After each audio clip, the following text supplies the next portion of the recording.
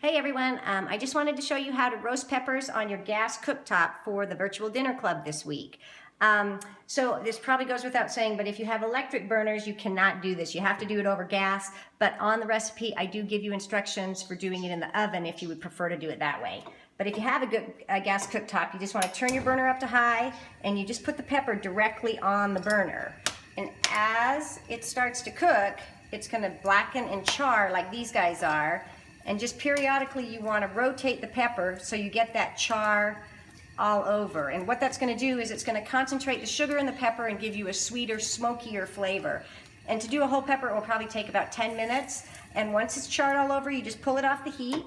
And then you're going to put it in a bowl and cover it with plastic film like I've done these ones here. When it's cool enough to handle, just take the plastic film off and then the blackened skin will just slip right off. You don't want to eat that part. And one thing too, you don't want to rinse this off under running water because you'll wash away all that flavor you just worked so hard to get into the pepper. But once you've got all the black part off, you just dice it up and you're going to use it in the relish that we're doing for our dinner club tonight. And it's a great relish to have on hand. It works on chicken, it works on fish, it can work on tofu or even vegetables. And then there's a second relish on there too that uses roasted red pepper. That's a romesco sauce. And either one of those is great to just use on any kind of protein that you'd like, or also works great for a vegetable dip. So let me know how you use it. Don't forget to send your pictures in, and thanks for doing the dinner club.